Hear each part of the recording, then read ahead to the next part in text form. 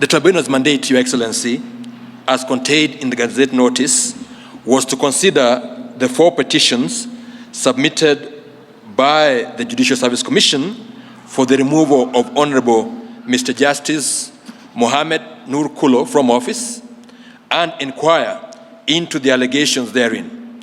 In discharge of its mandate, the Tribunal was required to, among other things, prepare and submit a report and its recommendations. Your Excellency, having considered the allegations as framed in the list of allegations and summary of evidence in light of the totality of the evidence tendered and the applicable law, the Tribunal found as follows. 1. Allegations 1, 2, 3, 12, and 13 were not established. There was delay, but it was satisfactorily explained with reasonable justification and thus did not amount to gross misconduct. Allegation 4 was not substantiated. Reasons were not recorded or forwarded to the Honorable Chief Justice, but the omission did not amount to gross misconduct. Allegation 5 was not proved. Reasons were not recorded or forwarded to the Honorable Chief Justice, but the omission did not amount to gross misconduct. Allegation 6 was not proved. The delay in response was due to the Honorable Judge's absence from station, and he responded at the earliest opportunity. Allegation number 7 was not proved. It was not the Honorable Judge's responsibility to issue notices for the delivery of judgments. Allegation number 8 was not proved. The delay was explained, and lack of ability and fitness, hence incompetence, was not established. Allegation number 9, the Tribunal had no jurisdiction to inquire into the particular matter because it fell within the judge's discretion. Allegation number 10 was not proved. It was conceded that the orders issued were not conflicting. Finally, allegation number 11 was not established because the Honorable Judge released the file after corrections and the petitioner was able to file the notice of appeal. Your Excellency, under that careful consideration and the finding that we have made on allegations 1, 2, 3, 4, 5, 6, 7, 8, 9, 10, 11, and 13 have not been proved to the required extent, we find that the judge's conduct was not in breach of the Judicial Service Act, Code of Conduct and Ethics Regulations 2020 and did not amount to gross misconduct contrary to Article 168, 1B and E of the Constitution. In accordance with Article 168, 7B of the Constitution, we therefore, Your Excellency, recommend that Your Excellency do reinstate the Honorable Judge to the office of Judge of the Environment and Land Court. We therefore now have the honor, Your Excellency, to submit the report and to express our deep gratitude for the trust that you bestowed upon us. Thank you, Your Excellency.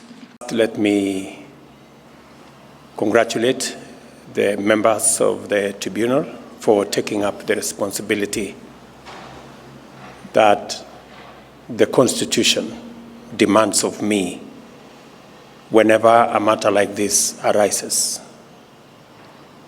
I must commend that the Tribunal has discharged its responsibility with care and with utmost adherence to the provisions of the law and the Constitution, and as is required of all of us in our respective mandates. Each and every one of us has a duty to ensure that we do with a lot of integrity that which is required of us by the law. Kenya is a country that is proud of its democratic credentials, of our constitutionalism, and obedience to the rule of law. And as the Constitution provides, all of us are subject to the Constitution.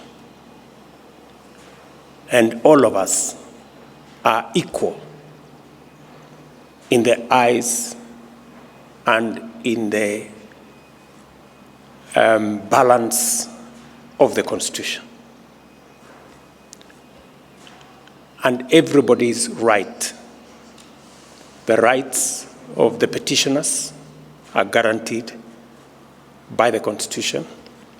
The rights of everybody else, including those who are accused or petitioned against, is equally protected by the law. And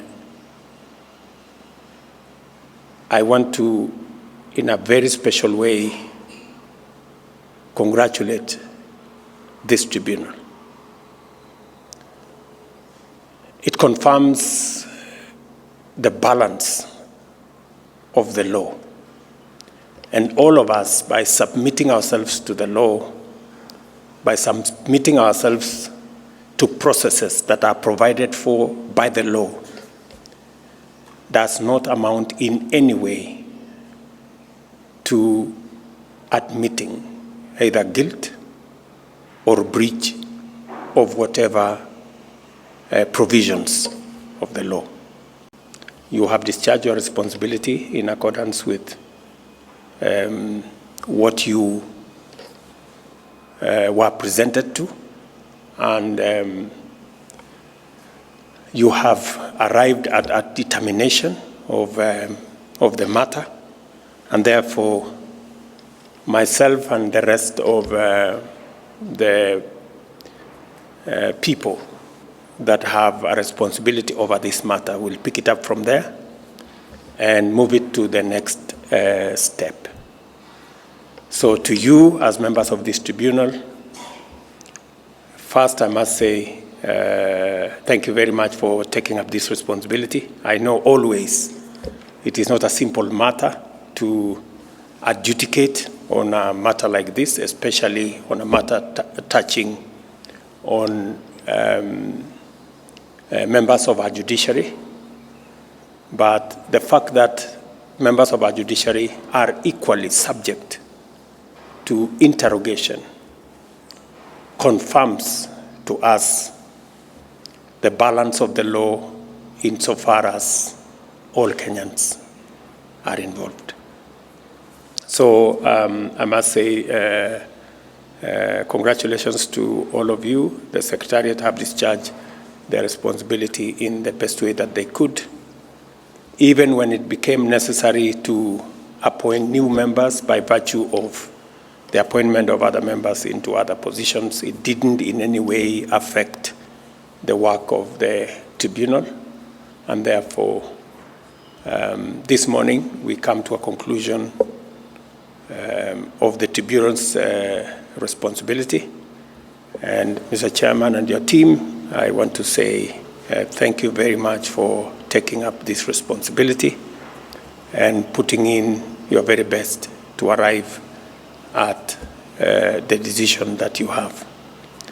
I commend all the other members, and just to confirm to the people of Kenya that Kenya shall continue to be the country that we all want it to be, the country of the rule of law. And all of us, irrespective of who we are, will submit ourselves to the rule of law in whatever manner, and the law has a way of making sure that everybody's interests and everybody's rights are protected.